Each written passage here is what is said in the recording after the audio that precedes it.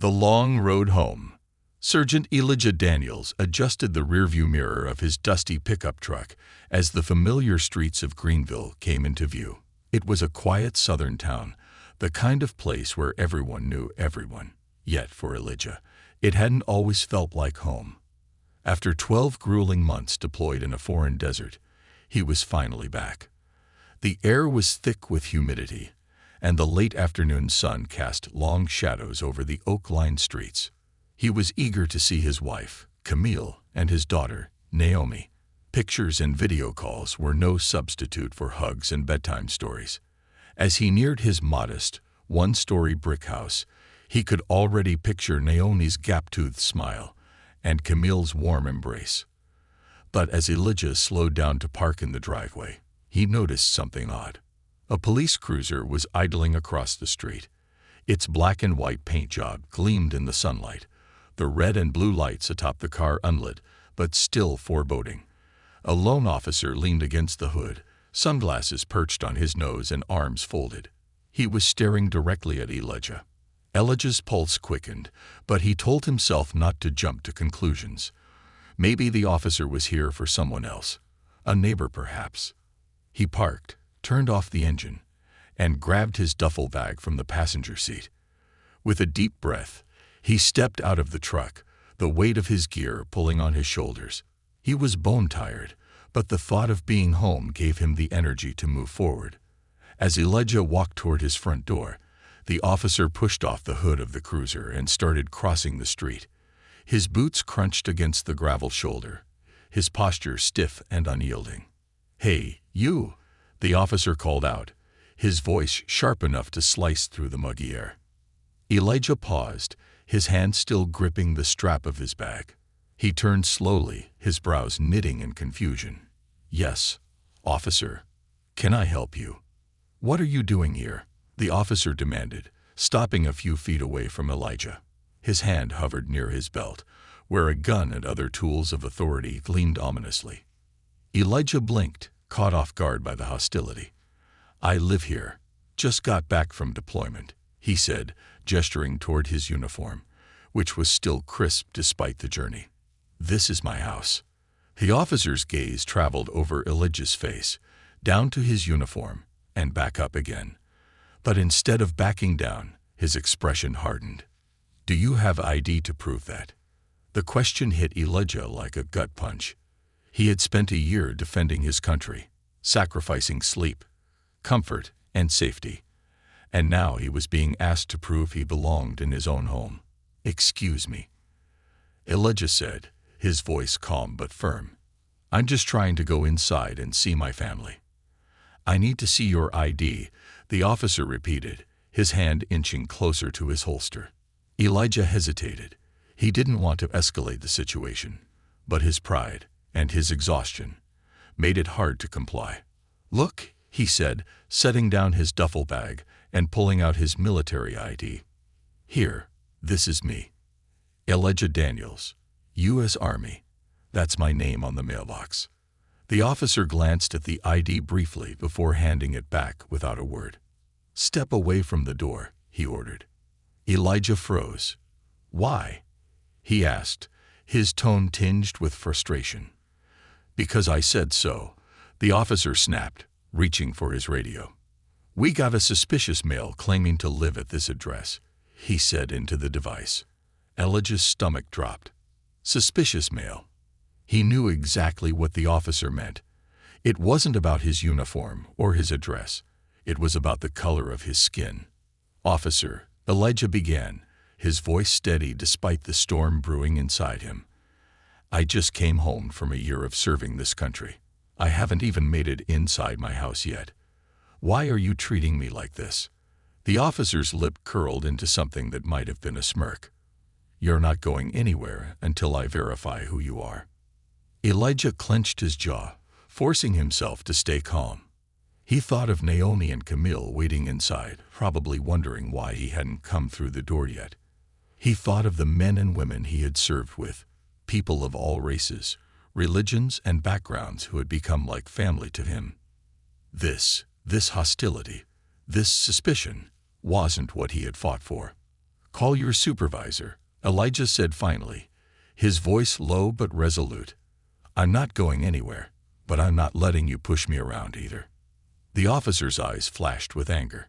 "Don't tell me how to do my job," he snarled, stepping closer. Without warning, he grabbed Elijah's arm and twisted it behind his back. "What the hell?" Elijah started, but the sharp click of handcuffs cut him off. He struggled instinctively, but the officer only tightened his grip. "You're under arrest," the officer said coldly, dragging Elijah toward the squad car. "For what?" Elijah demanded, his heart pounding. "What did I do?" "You resisted," the officer replied, his voice devoid of emotion. The world blurred around Elijah as he was shoved into the back seat of the cruiser. The metal cuffs bit into his wrists, and the weight of the situation settled over him like a heavy blanket. He had faced enemies overseas, but this was a different kind of battle, one he hadn't been prepared for. As the officer slammed the car door shut, Elijah's mind raced.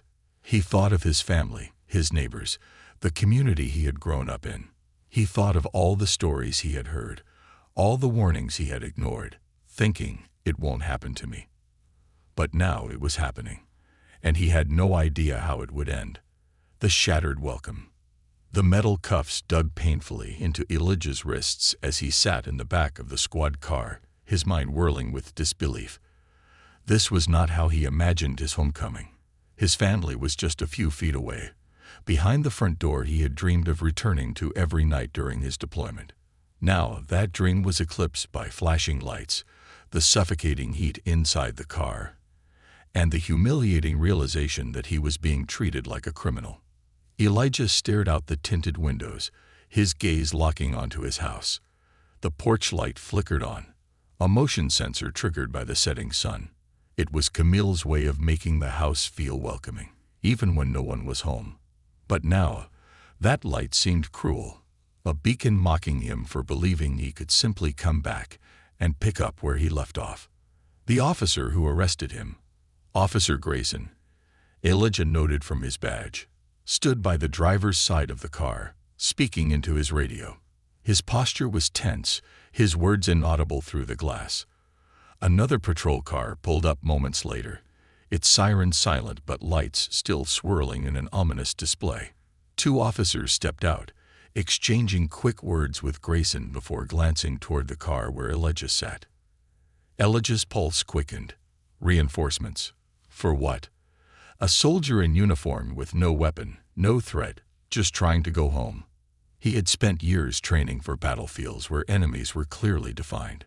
But here, on his own street, he was in enemy territory without knowing why, or how to defend himself. Suddenly, a voice came through the car's open radio. 10-4. Confirm address. Do we have probable cause? The words stung, as if even the dispatcher on the other end was questioning the legitimacy of what was unfolding. Grayson shot a glance toward Elijah through the rearview mirror, his jaw tightening. "I said it's suspicious behavior." "I'll explain later," Grayson replied curtly into the radio before slamming it back into place. Elijah leaned forward slightly, the cuffs restricting his movement. "Officer Grayson," he said loudly, his voice steady despite the anger simmering beneath the surface. "I've asked you this before, and I'll ask again. What exactly am I under arrest for?" Grayson didn't turn around. He didn't answer. The silence was deafening. Inside the house. Meanwhile, Camille Daniels had just finished setting the dinner table.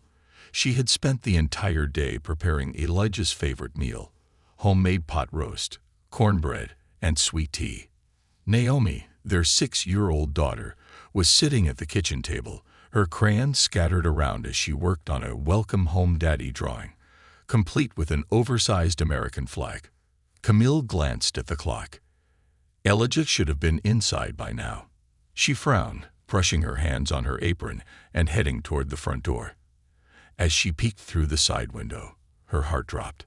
She saw the flashing lights first.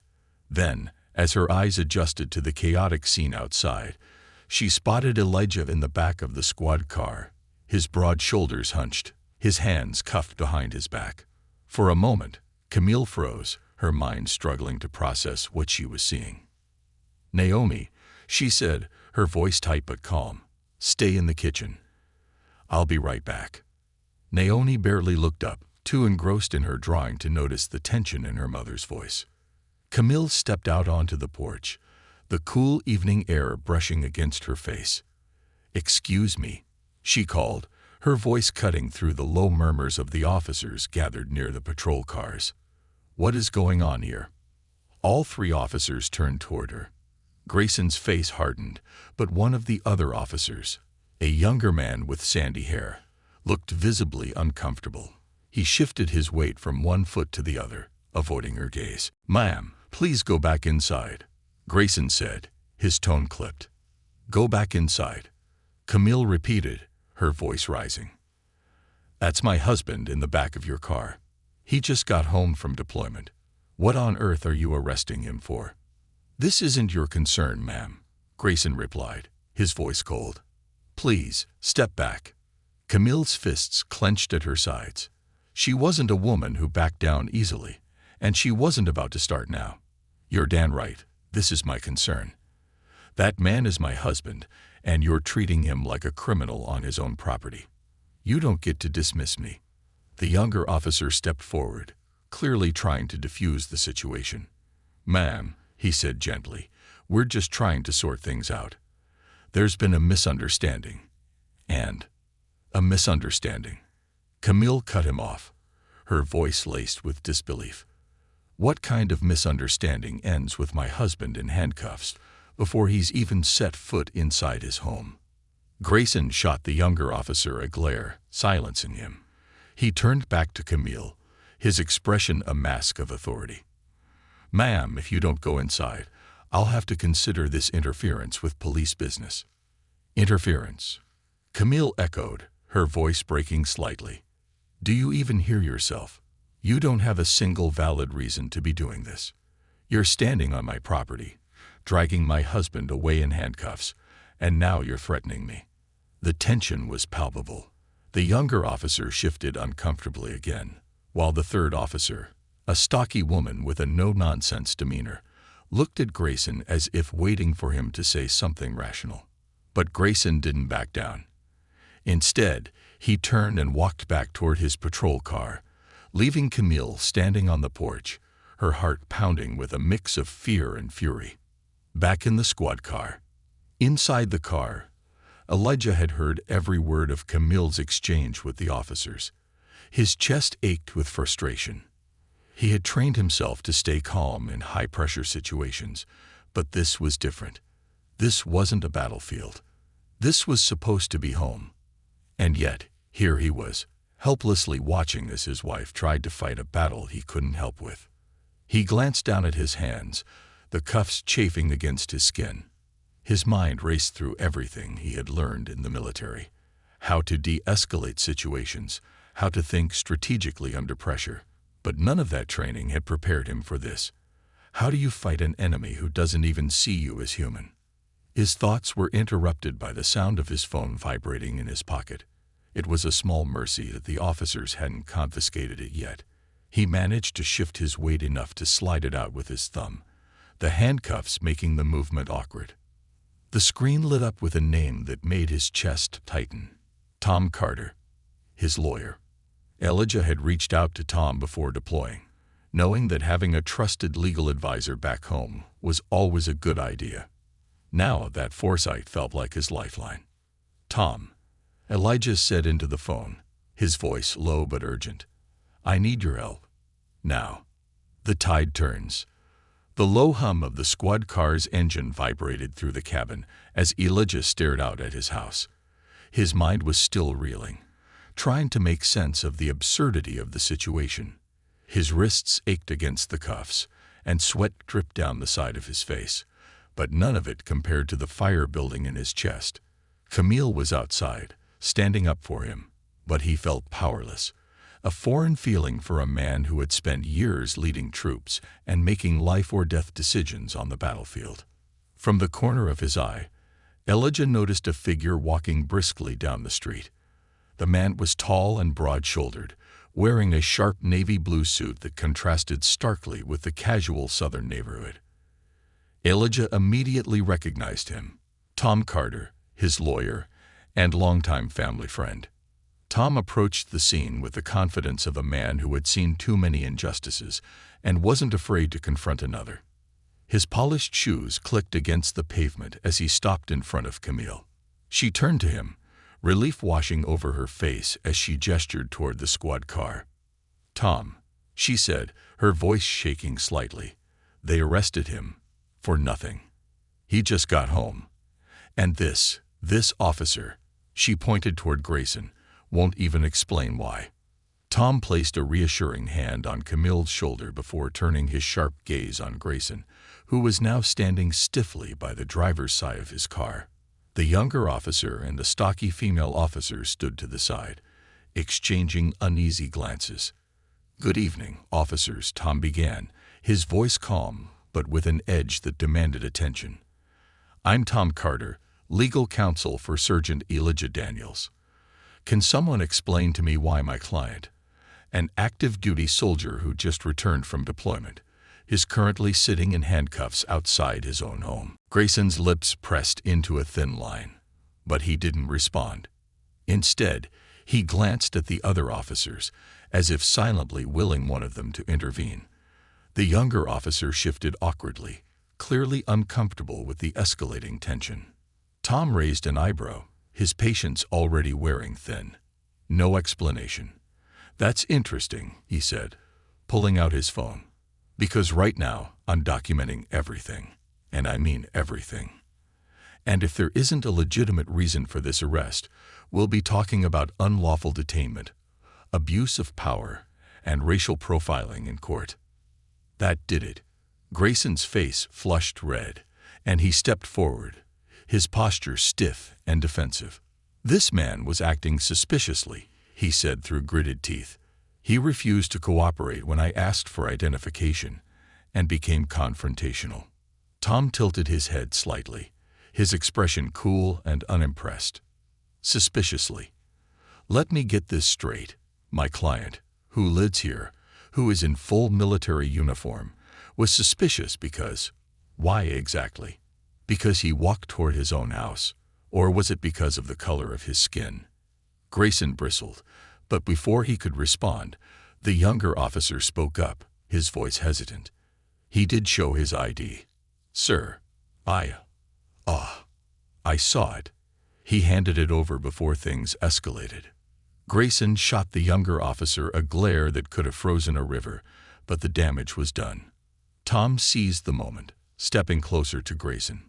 "So let me get this straight," he said, his tone razor-sharp. "My client provided identification proving he lives here, yet he's still in handcuffs. What exactly are you arresting him for? And spare me the resisting arrest nonsense. I've heard it too many times before." Grayson opened his mouth to respond but was interrupted by the sound of another car approaching. A sleek black sedan pulled up to the curb, and out stepped a tall woman in a crisp suit. Her presence immediately commanded attention. Lieutenant Ann Harper, the precinct supervisor.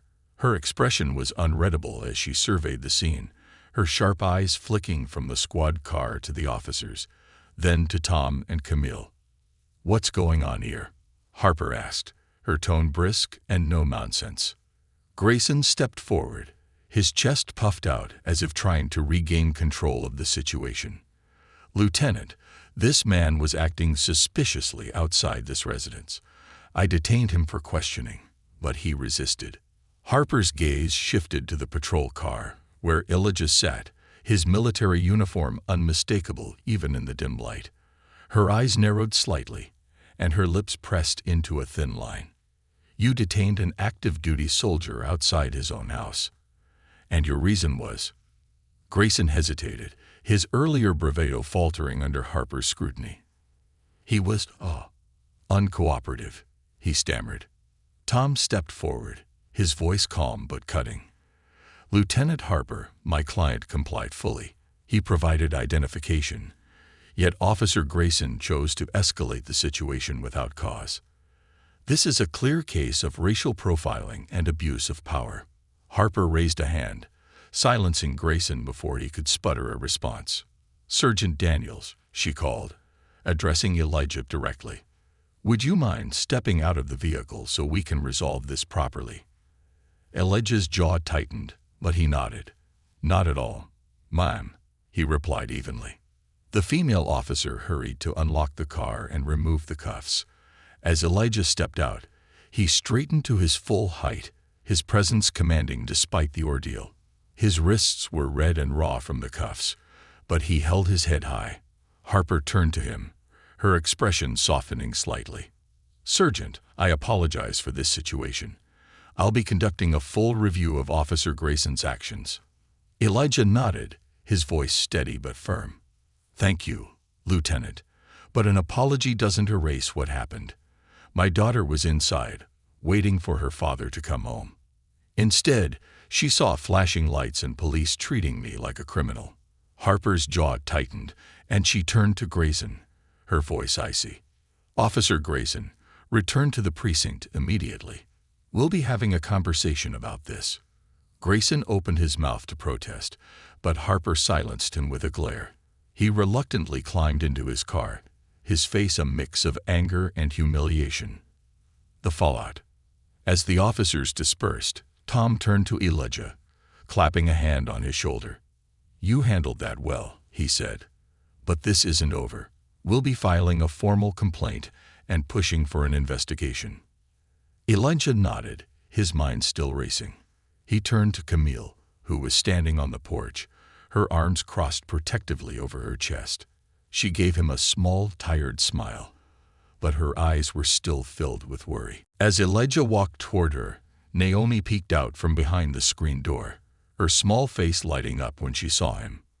"Daddy," she squealed, running to him and throwing her arms around his legs. Elijah knelt down, wrapping her in a tight hug. For a moment, the world faded away, and all he could feel was the warmth of his daughter's embrace. But as he stood, his eyes met Camille's, and he saw the unspoken question there. "What now?" "We fight," Elijah said quietly, answering her unasked question. "For us. For Naomi. For everyone who's been through this." Camille nodded, her hand finding his. "We'll fight together." As the porch light flickered above them, Elijah knew this was just the beginning. The battle wasn't over, not by a long shot. Seeds of change. Elijah sat at the kitchen table, staring at the blank legal pad in front of him. His fingers traced the indents left by the pen, the grooves a silent reflection of his frustration. Naomi sat on the living room carpet nearby, happily building a tower of colorful blocks, blissfully unaware of the storm brewing around her father. Camille was in the kitchen, her hands working methodically as she prepared dinner, but her movements betrayed her tension. Every clink of a dish or clang of a pan was sharper than usual. The house, once a haven for Elijah, now felt different. Every time he looked out the window, he half expected to see another police car sitting at the curb, watching, waiting. The humiliation and anger from the arrest were still fresh, and though Lieutenant Harper had promised a thorough review of Officer Grayson's actions, Elijah knew better than to pin his hopes on internal investigations. He wasn't naive. Change wasn't going to come from waiting. It had to be fought for. Tom Carter had left an hour earlier, after sitting with Elijah and Camille to outline their next steps. The formal complaint against Officer Grayson was only the beginning. Tom had also mentioned reaching out to the local media and civil rights organizations to ensure the story didn't fade into obscurity. "People need to hear what happened to you," Tom had said. "This isn't just about you. It's about the bigger picture." Elijah knew Tom was right, but the idea of exposing his family to public scrutiny made his stomach churn. The weight of the decision pressed down on him. Was he ready to fight a battle that could thrust his family into the spotlight, into the crosshairs of public opinion? Camille's voice pulled him from his thoughts. "Dinner's ready," she said, setting a steaming dish of lasagna on the table. Her eyes met his, and he saw the silent question there. The same question that had been hanging between them all day. "What did Tom say?" she asked as she sat down across from him, her voice careful. Elijah sighed, leaning back in his chair. He thinks we need to go public. File the complaint, yes, but also make noise. If we stay quiet, it'll get swept under the rug. Camille nodded slowly, her hands resting on the edge of the table. Do you think that's the right move? Elijah hesitated. He glanced at Naomi, who was still happily playing in the other room, her world untouched by the harsh realities her parents were grappling with. I don't know, he admitted. I want to fight this. I want to make sure Grayson and people like him don't get away with this again. But what if it puts a target on us? On Naomi. Camille reached across the table, taking his hand in hers. Elijah, what happened to you wasn't right. You've been through hell for this country, fought for it, bled for it, and they treated you like you didn't belong here. If we don't stand up now, when will we? Her words hit him like a tidal wave. She was right, and he knew it, but the fear lingered, a gnawing doubt that refused to let go. He squeezed her hand, drawing strength from her resolve. We'll fight, he said finally, but we do it our way. Taking the first step. The next morning, Elijah stood in front of the bathroom mirror, adjusting his tie. He hadn't worn civilian clothes in months, and the simple act of putting on a dress shirt and slacks felt oddly foreign. Camille walked in, holding her phone. Tom just texted. The local paper is sending a reporter over this afternoon. Elijah nodded, his reflection staring back at him with a mixture of determination and unease. Good. Let's get this started. By midday, a small gray-haired reporter named Linda Harper, no relation to the lieutenant, arrived, accompanied by a young photographer. Linda was polite but efficient, wasting no time as she set up her recorder on the coffee table. The living room felt crowded, the presence of strangers amplifying the tension that already hung in the air. Elijah and Camille sat side by side on the couch, Naomi tucked safely in her bedroom. Linda leaned forward, her notebook resting on her knee. Thank you for agreeing to speak with me, she began. I know this must be difficult for your family, but stories like this are important. Elijah nodded. We're not just doing this for us, he said. We're doing it for everyone who's been in my shoes and didn't have a voice. Linda smiled faintly, then launched into her questions. She asked Elijah to recount the events of his arrest in detail, her pen flying across the page as he spoke. She asked Camille about how the experience had affected her and Naomi. She even asked about Elijah's military service, framing the injustice of his treatment against the backdrop of his sacrifices for the country. As the interview went on, Elijah found himself feeling more at ease. The anger and frustration that had been bottled up inside him began to flow out in his words, each sentence a step toward reclaiming his dignity. By the time Linda packed up her things and left, Elijah felt lighter, as if he had shed a piece of the weight that had been dragging him down. A community rallies. The article was published 2 days later, appearing both online and in print. The headline read, Welcome Home. Soldier arrested outside his own house sparks outrage. It detailed Elijah's story with unflinching honesty, describing the humiliation he had endured and the resilience he displayed in standing up for himself. Within hours, the article began to gain traction, shared across social media by activists, veterans, and ordinary citizens outraged by the injustice. By the end of the week, Elijah's phone was buzzing nonstop with calls and messages. Veterans organizations reached out, offering support. Local activists invited him to speak at community meetings. Even the mayor's office called, expressing concern and promising to look into the matter. What had started as a humiliating ordeal was quickly turning into a movement. One evening, as Elijah sat on the porch watching Naomi chase fireflies in the yard, Camille stepped outside and handed him her phone. You're going to want to see this, she said, a small smile tugging at her lips. Elijah took the phone and saw a video that had been shared thousands of times. It was a grainy recording from a neighbor's doorbell camera, showing Officer Grayson's aggressive behavior during the arrest. The footage confirmed everything Elijah had described, and it painted a damning picture of Grayson's actions.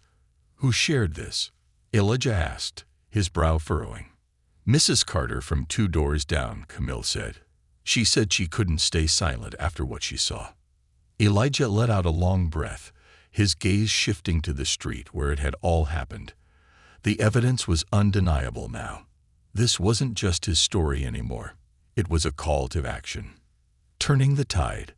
The video was a spark, igniting a fire that spread faster than anyone could have anticipated. The grainy doorbell footage of Officer Grayson roughly handcuffing Elijah outside his own home was viewed over 1 million times within 48 hours. Comments flooded social media, from veterans expressing their outrage to ordinary citizens pledging their support. News outlets picked up the story, turning it into a national conversation. For Elijah, it was surreal. His quiet life in Greenville had been upended, his name now a symbol of resilience against injustice. But with the growing attention came an avalanche of emotions, relief that his story was being heard, anger at the system that allowed this to happen, and a deep-seated worry for his family's safety. A growing movement. 2 weeks after the video went viral, Elijah found himself standing in front of the Greenville Community Center, addressing a crowd of nearly 200 people. The room was packed. Neighbors, activists, veterans, local leaders, and even students who had skipped classes to attend. Signs reading "Justice for Elijah" and "End Racial Profiling" dotted the room, held high by determined hands.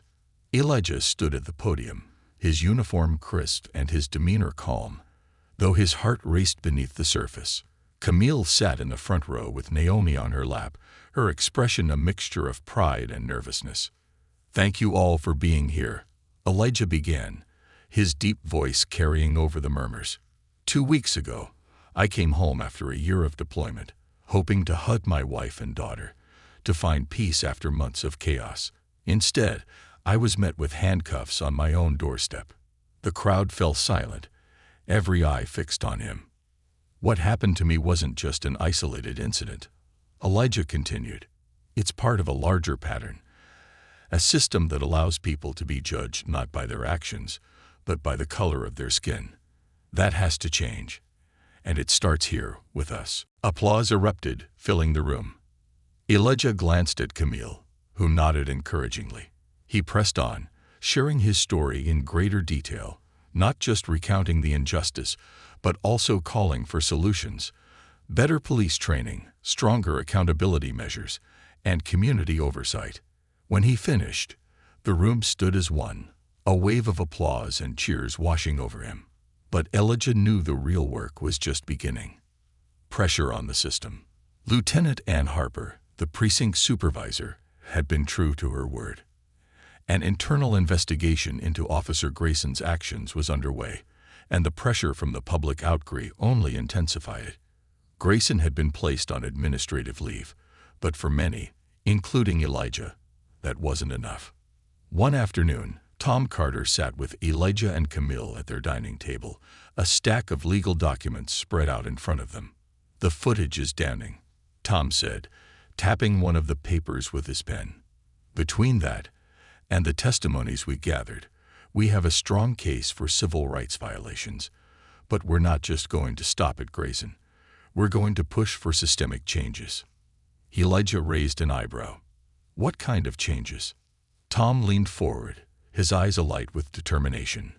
"Policy changes at the department level, mandatory bias training, better oversight on stops and detentions, and consequences for officers who abuse their power. But it's not just about Greenville. This could set a precedent for other departments across the country." Elijah exhaled slowly, the weight of the conversation sinking in. "Do you think we can pull this off?" Tom's expression softened. "We already are, Elijah. The moment you decided to speak up, you set something in motion. Now it's about seeing it through." The turning point. Weeks turned into months as the case against Grayson and the Greenville Police Department unfolded. Community meetings became larger, protests more frequent. The Daniels home became a hub for the movement, with people coming and going to strategize, share resources, and offer support. Naomi didn't fully understand what was happening, but she could sense the tension. One evening, as Elijah tucked her into bed, she looked up at him with wide, curious eyes. "Daddy, why are there always so many people at our house now?" Elijah paused, searching for the right words. "Well, sweetie, sometimes grown-ups have to fix things that are broken. And right now, we're working with other people to fix something really important." "Like when Mommy fixes my toys?" she asked, her small face lighting up with understanding. Elijah smiled, brushing a curl away from her forehead. "Exactly like that." Naomi nodded solemnly, then snuggled into her blanket. "You're good at fixing things, Daddy." Elijah's chest tightened as he kissed her forehead. "I'm trying, sweetheart." A day in court. The courtroom was packed, the air thick with anticipation. Officer Grayson sat at the defendant's table, his expression stony. Elijah sat with Camille and Tom, his uniform pressed and his shoulders squared. This wasn't just about him. It was about everyone who had ever been silenced, ignored, or treated unjustly. As Tom presented the evidence, testimonies, the video footage, and reports of Grayson's history of complaints, the courtroom hung on every word. The prosecution painted a damning picture of a man who had abused his authority, targeting individuals based on bias rather than justice. When it was Elijah's turn to testify, he stood tall, his voice steady as he recounted the events of that day. He spoke not just of his arrest, but of the broader implications, the fear it instilled, the damage it caused, and the resilience it took to fight back. By the time the trial concluded, the verdict was clear. Grayson was found guilty of misconduct and excessive force, and the Greenville Police Department faced a mandated overhaul of its policies. It was a victory, but Elijah knew it was just one step in a much larger journey. A new beginning. As Elijah stepped out of the courthouse, the sunlight warm on his face, a crowd erupted in cheers. Camille and Naomi rushed to his side, their arms wrapping around him in a tight embrace. The people who had gathered weren't just supporters. They were a community, united by a shared determination to create a better future. Later that evening, as Elijah sat on the porch with Camille, watching Naomi chase fireflies in the yard, he felt a sense of peace he hadn't known in months. The road ahead was still long, but for the first time, it felt manageable. Camille leaned her head on his shoulder. "You did it," she said softly. "We did it," Elijah corrected, his hand finding hers. "And we're just getting started." The fireflies danced in the twilight, their soft glow a reminder that even in the darkest moments, light could still break through. A legacy of hope. The sun dipped below the horizon, painting the sky in hues of amber and violet. Elijah sat on a bench in Veterans Memorial Park, the distant sound of children laughing blending with the rustling of leaves in the evening breeze. The past few months had been a whirlwind, a battle fought not on foreign soil but in his own backyard. And though the scars of that day still lingered, so too did the triumphs. Healing wounds. The fallout from the case had been monumental. Officer Grayson had been convicted and stripped of his badge, his name now a cautionary tale in police accountability. The Greenville Police Department had implemented sweeping reforms. Body cameras became mandatory, community liaisons were appointed, and officers underwent rigorous bias and de-escalation training. The changes were tangible, but the emotional toll on Elijah and his family couldn't be erased overnight. At home, the atmosphere was lighter now, though traces of the ordeal remained. Naomi had resumed her usual carefree antics, her laughter filling the house once more. But there were moments when she saw flashing police lights on television or heard the sound of sirens in the distance, where her tiny hand would reach for Elijah's, seeking reassurance. He would always hold her close, promising her that she was safe. Camille had been Elijah's rock throughout the ordeal, but even she had her moments of vulnerability. One night, as they lay in bed, she admitted, "I was so scared that day, Elijah. I thought I'd lose you." "You didn't," Elijah replied, his voice steady but soft. "And I'm not going anywhere. Not ever." A call to action. Elijah's story had struck a chord far beyond Greenville. Requests poured in for him to speak at events, to share his journey and inspire others to take action against injustice. At first, he was hesitant. Public speaking wasn't his strength, and the idea of reliving the incident over and over was daunting. But Camille encouraged him, reminding him that his voice could spark change. His first speech was at a university town hall, a room packed with students and faculty eager to hear his perspective. As he stood at the podium, the words came naturally.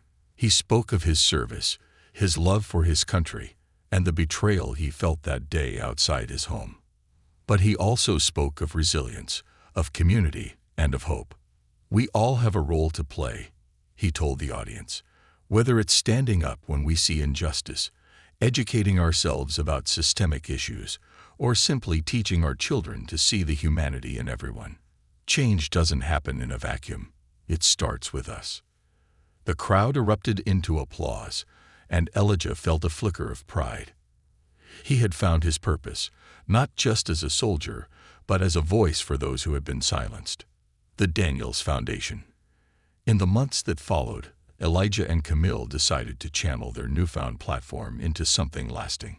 Together, they established the Daniels Foundation for Justice and Equality, an organization dedicated to supporting victims of police misconduct, advocating for policy reform, and fostering dialogue between law enforcement and communities of color. The foundation quickly gained traction, partnering with national civil rights groups and local organizations. They organized workshops, hosted town halls, and provided legal resources to those in need.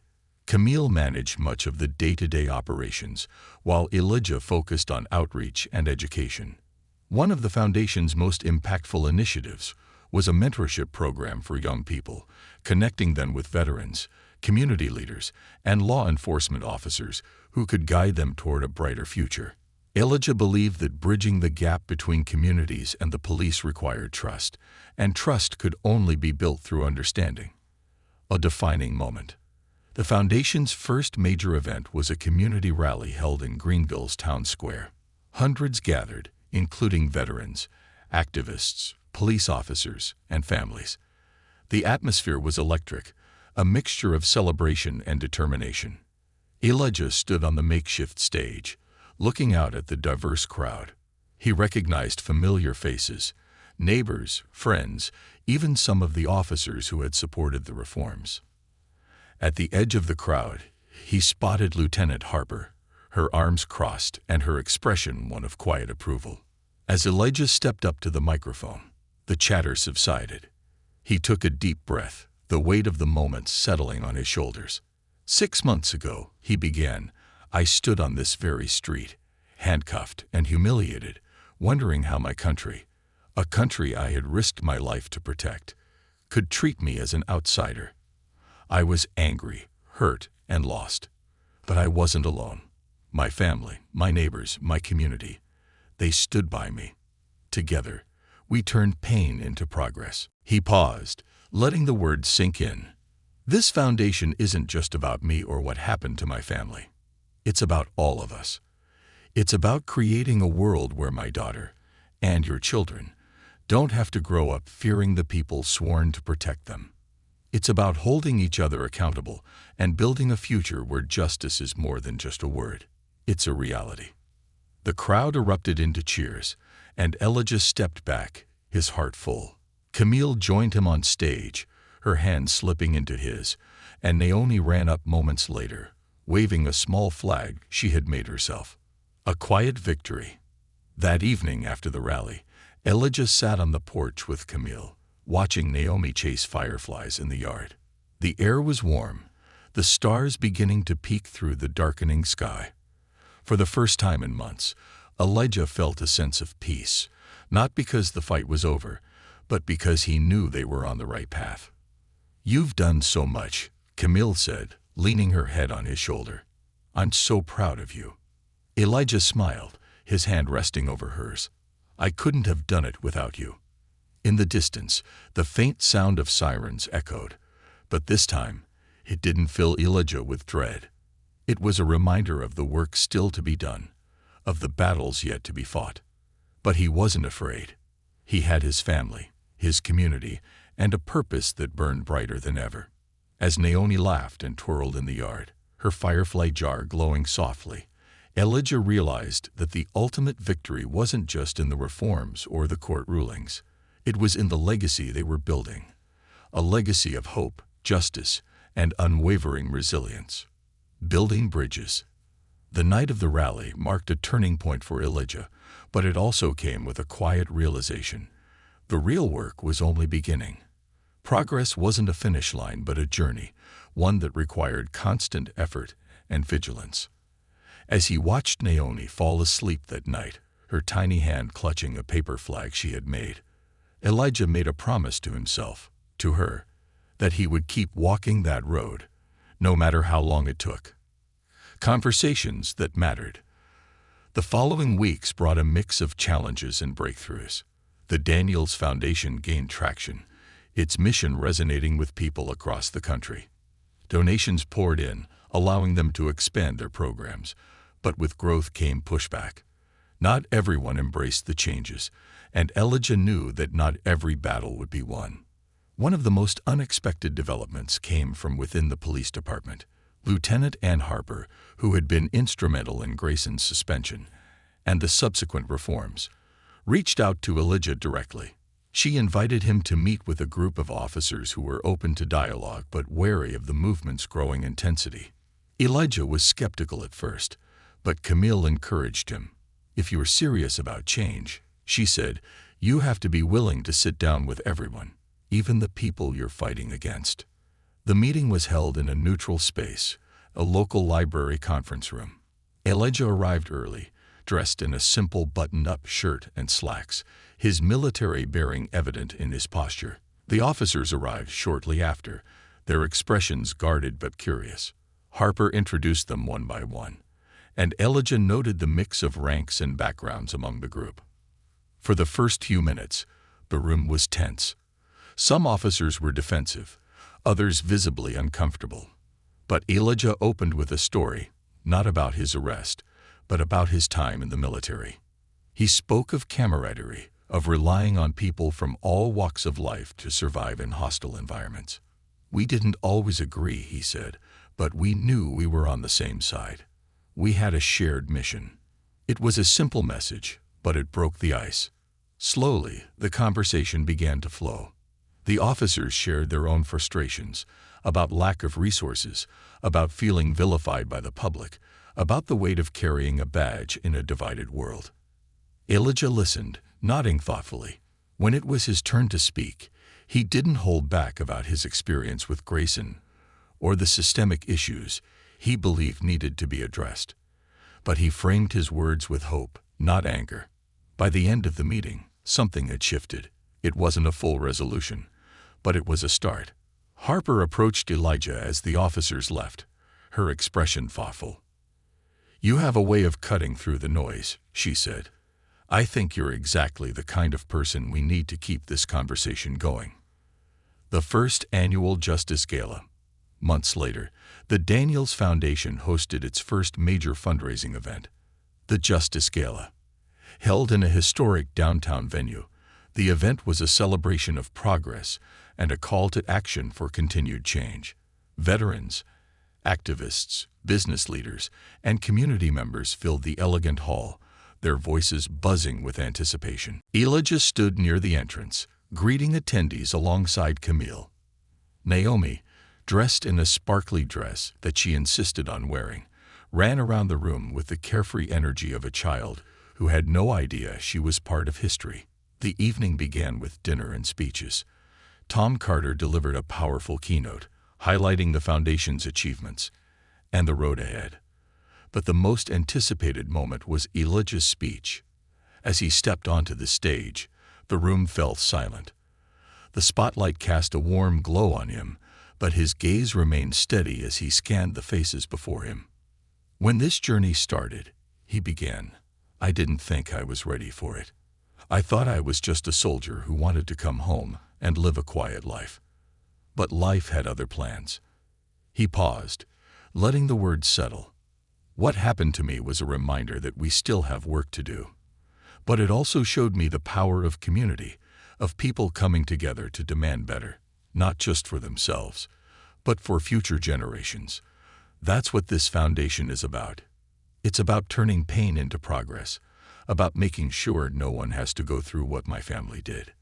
The room erupted into applause, and Elijah smiled, the weight of the moment finally giving way to pride. He knew this wasn't just about him anymore.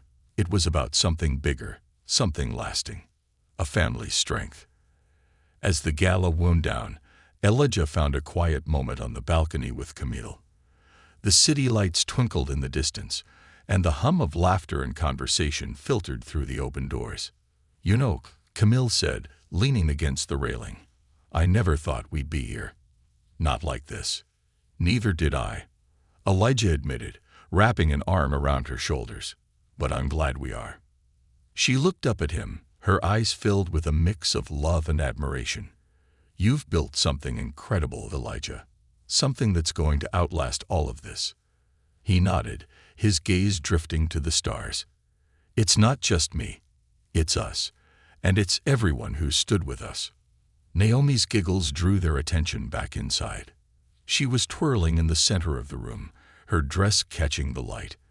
Elijah watched her, his heart swelling with a deep, quiet resolve. Everything he had fought for, every speech, every late-night meeting, every hard conversation, it was all for her and for the future she deserved. As the evening came to a close, Elijah realized that while the fight was far from over, they had already won something priceless: hope. And for the first time in a long time, the road ahead didn't feel so daunting. It felt like a promise.